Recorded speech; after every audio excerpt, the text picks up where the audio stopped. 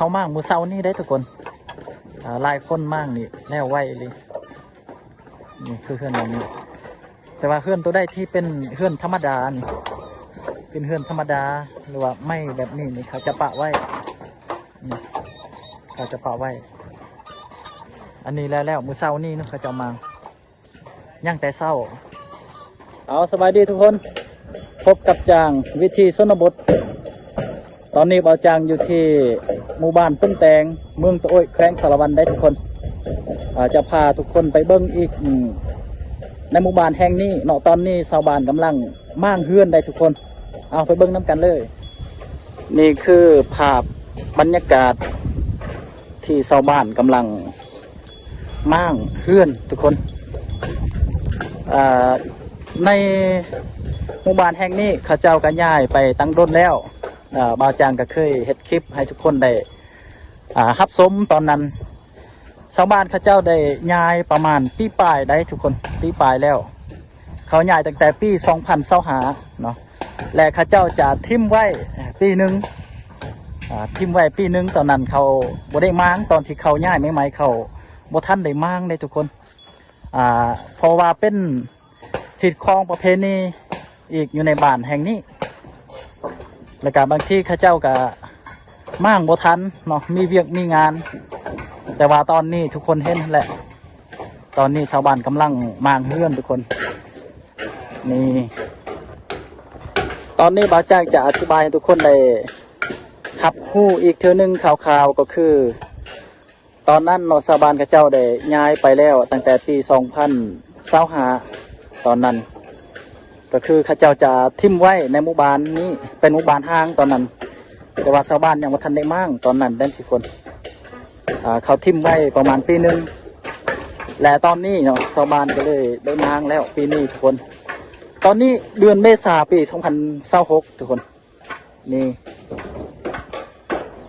การมั่งนี่กับของไผ่ของมันได้ทุกคนนี่อันนี้กับมั่งทางนี้กับมั่งข้าเจ้าเริ่มมากตั้งแต่เมื่อวานนี่เนาะตั้งแต่เมื่อวานนี่การมางก็ต้องระมัดระวังเนาะมีผู้อยู่เทิงมีผู้อยู่ลุ่มนี่มางเขานี่อยู่เทิงเฮือด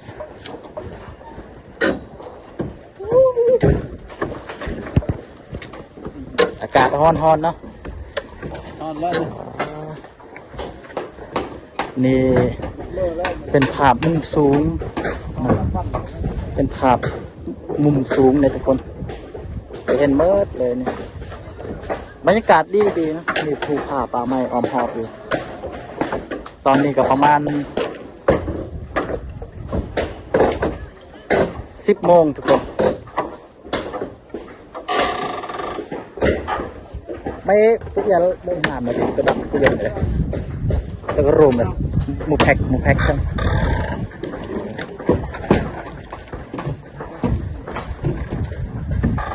เขาจะงัด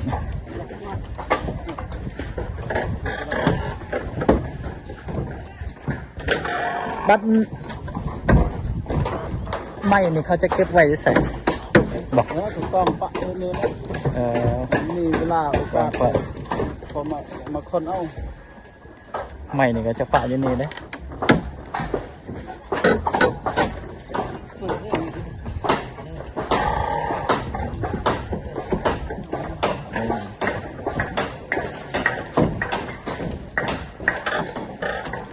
นี่เป็นเจ้าของบ้านนะเจ้าของบ้านแม่นบอกเดี๋ยวดุงแฟนเมื่อคืนน่ะ2001เกลือบางกะตีระบุนจักรสติงเลยไม่สติงระบุนน่ะเกลือบางกะตีนี่คนบางคนกำลังงัดนะภาพบรรยากาศ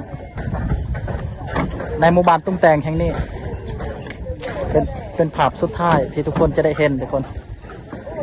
บรรยากาศนี่บอกเลยว่าโคตรดีเลยโคตรดี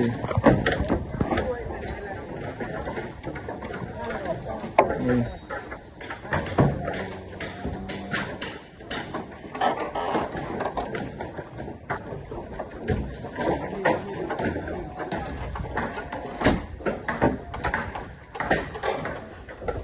เขาเจ้ามางเฮือนนี่หมดหมู่บ้านเลยได้ทุกคนไม้นี่เขาเจ้าจะเก็บไว้เนาะไม้นี่คือเฮือนหลังนี้กำลังจะแล้วไม้นี่เขาจะเก็บไว้แล้วก็เขาจะเอาเมื่อในหมู่บ้านไม้ที่เขาอยู่ตอนนี้กำลังคึกคักทุกคน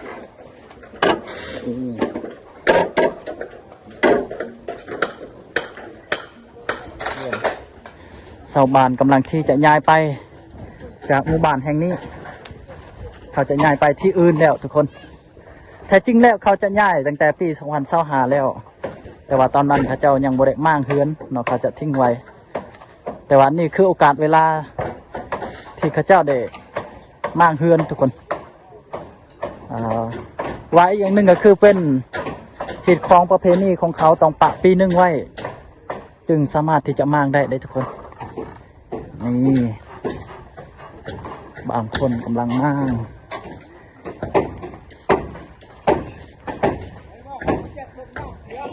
อ้าวอันนี้เป็นเพื่อนในบ้านเพื่อนเลยทุกคนเลยมีแต่เพื่อนหลังใหญ่ๆทั้งนั้น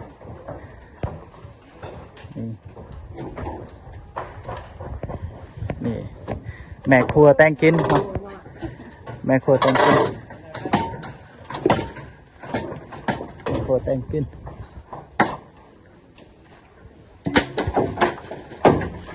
เป็นภาพสุดท้ายที่ทุกคนจะได้เห็นนะ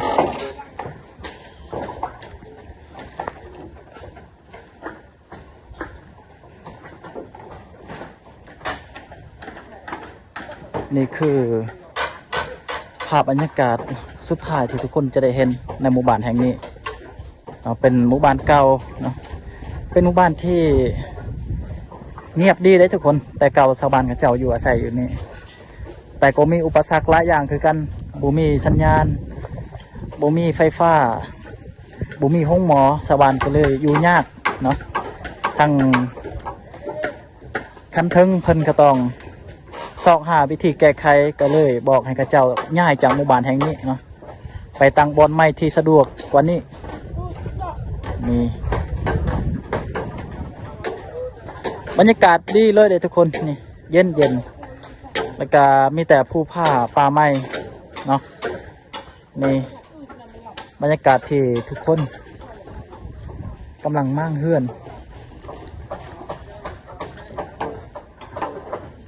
นี่ทุกคนกำลังมั่ง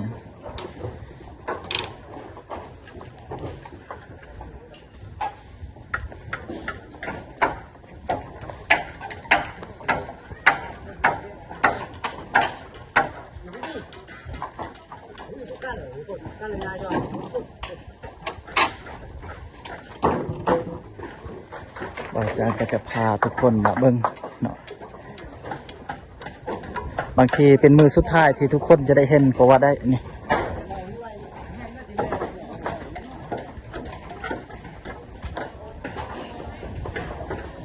มีแต่เฮือนหลังใหญ่ๆทั้งนั้นได้ทุกคนนี่เนาะข้าเจ้าสร้างเฮือนนี่ก็โมเมนธรรมดาได้นะใช้เวลาลายมือลายเดือนจริงสิแล้วบัดมั่างในมือเดียวนี่แล้วเลย นี่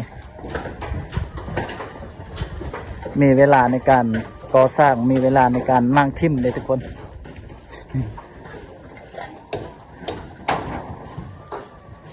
มันมีเวลาของมัน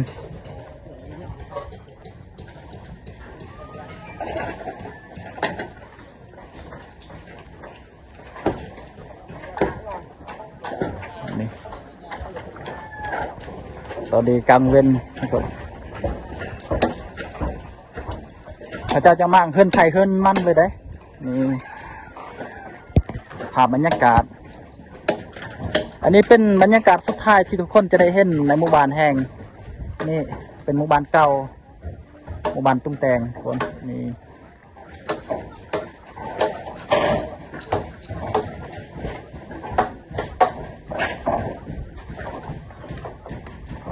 บางลังนี่ก็ยังบ่ทันได้มางเทื่อนี่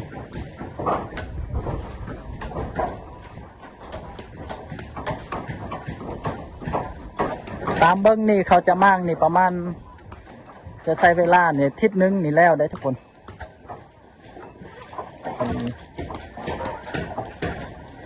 เล็กน้อยจะช่วยกันไม่นี่เขาจะปะบอนเดียวนี่กำลังคึกคักมดหมู่บ้านเลยทุกคนนี่อันนี้ลูกคือเดียวเลยนี่ลูกคือเดียวเลย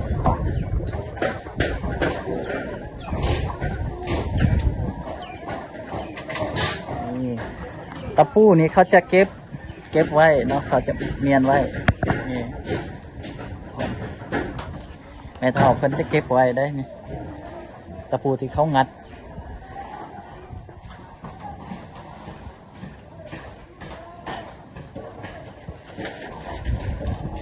ภาพบรรยากาศชาวบ้านกำลังม่างเฮือนทุกคนเลยเป็นภาพสุดท้ายที่ทุกคนจะได้เห็นในหมู่บ้านแห่งนี้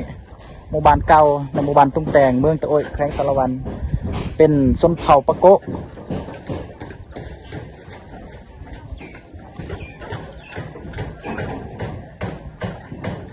นี่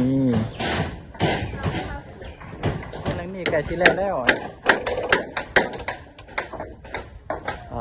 มุมภาพนี้งามหลาย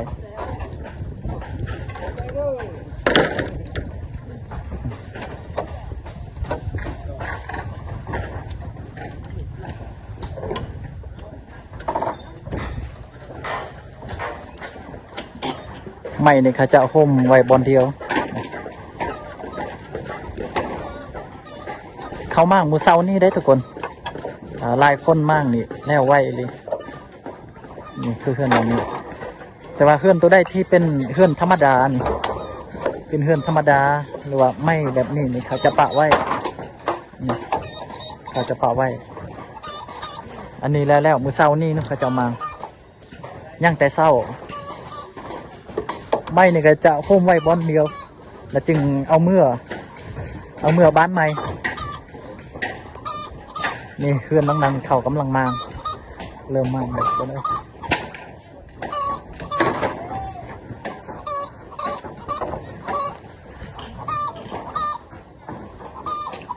ตอนนี้ประมาณ 11 โมงทุกคน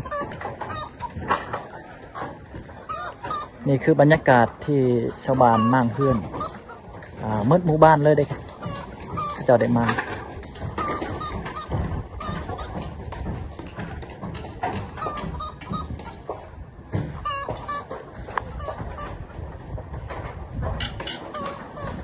ได้ยินเขาเจ้าว่านี่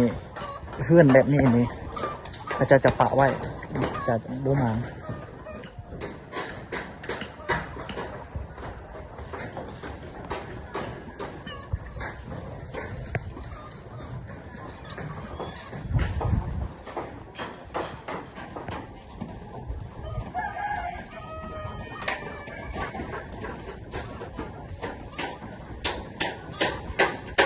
หมางเฮือนไผ่เฮือนมันมางแล้วก็เอาเมื่อเฮือนอันนี้เฮือนหลังนี้ยังบ่ทันแล้วเขายังทันได้มา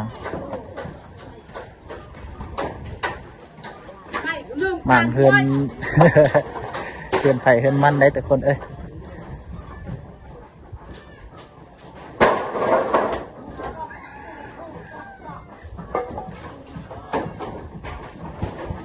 เฮือนแบบนี้จะบ่มั่ง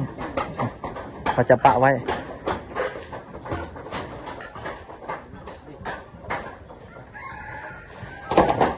เขามั่งแต่เฮือนที่ลังใหญ่แล้วก็ไม่เป็นมาล็อกดุงเหรอเลยมาล็อกเราบอกว่ามั่งเฮือนไผ่เฮือนมันเลยเนาะถ้าครอบครัวได้ที่มีญาติพี่น้องหลายนี่ก็แล้วไว้แล้วก็มีลูกหลานหลายนี่ก็แล้วไว้ถ้าผู้ใดที่มีน้อยนี่ก็ต้องใช้เวลา2 มื้อพุ่นจริงแล้ว ได้ทุกคนนี่นี่แม่นโครงการเนาะโครงการเก่าแต่เขาเจ้ามางแล้ว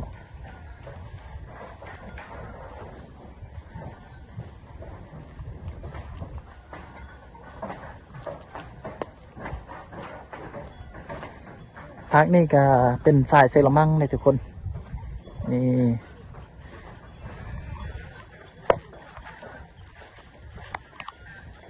ทางนั้นจะเป็นทางเนาะทางที่ข้าเจ้าจะลำเลียงไม้ที่ข้าเจ้ามางเนาะมางจากหมู่บ้านเก่าแห่งนี้ข้าเจ้าจะลำเลียงไม้ตัวที่ยังดีหรือว่าใส่ได้เนี่ยจะลำเลียงไม้ค้นไม้นี่ไปทางนี้ไปหาบ้านไม้ที่ข้าเจ้าอยู่ตอนนี้เลยทุกคนอันนี้เป็นหมู่บ้านเก่าหมู่บ้านตุ้มแตงเนาะถึงแม้ว่าเป็นหมู่บ้านเก่าแต่ว่าชาวบ้านข้าเจ้าก็ยังมาเฮ็ดให้อยู่นี่มาเฮ็ดให้อยู่นี่ทำมาหากินอยู่นี่เพราะว่าทางคุณแมนยูบอลไม่ยังเจ้าอยู่แต่ว่าดินมันแคบในการทำมาหากินก็ยากเขาต้องมาอยู่ในบ้านเก่านี่กับโบใกล้ปันใดทุกคนประมาณ7-8 ลักนี่แหละจากหมู่บ้านใหม่หาบ้านเก่านี่